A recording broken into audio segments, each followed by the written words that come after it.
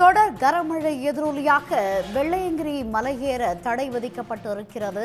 கோவை மாவட்டத்திற்கு அதி கனமழை எச்சரிக்கை விடுக்கப்பட்டுள்ளதால் வெள்ளையங்கிரி மலையேற 2 நாட்கள் தடை விதிக்கப்பட்டிருக்கிறது.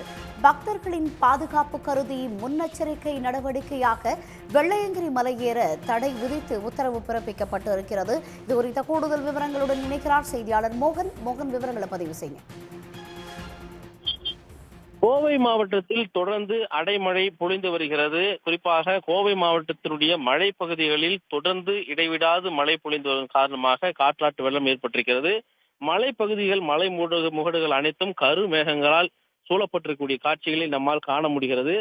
குறிப்பாக வெள்ளியங்கிரி மலையை பொறுத்தவரையில் கோவை மாவட்டத்தில் இருக்கக்கூடிய மிக முக்கியமான மலைப்பகுதியில் ஒன்றாக இருக்கிறது. இந்த வெள்ளியங்கிரி மலைப்பகுதியில் வெள்ளியங்கிரி ஆண்டவர் என்று சொல்லக்கூடிய சிவாலயம் அமைந்திருக்கிறது.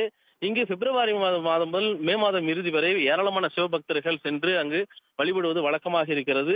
அதிக அளவிலான வனவிலங்குகள் நடமாடக்கூடிய இந்த பகுதியில் இந்த குறிப்பிட்ட காலத்துக்கு மட்டுமே பக்தர்களுக்கு அனுமதி தரப்படும்.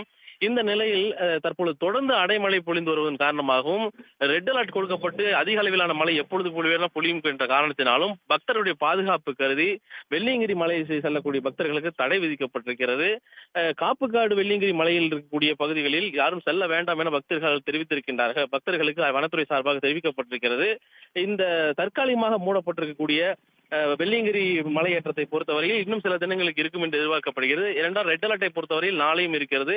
மழை என்பது விட்டு விட்டு பொழிந்து வருகிறது. நகர்ப்புறத்திலேயே இது போன்ற நிலை என்று சொன்னால் மலைப்பகுதியில் இன்னும் கூடுதலாகவே மழை பொழிவு இருக்கிறது.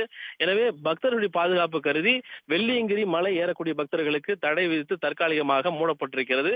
இந்த இயல்பு நிலைக்கு திரும்பும் பொழுது மட்டுமே மீண்டும் பக்தர்கள் செல்வதற்கு அனுமதி தரப்படும் என்று வனத்துறை சார்பாக தெரிவிக்கப்பட்டிருக்கிறது. வனத்துறை அறிவிப்பு மீறி யாரும் செல்ல வேண்டாம் என்று அறிவுறுத்தப்பட்டிருக்கிறது. தகவல்களுக்கு நன்றி மோகன். உடனுக்குடன் செய்திகளை தெரிந்து கொள்ள சன் நியூஸ் பெல் ஐகானை கிளிக் பண்ணுங்க.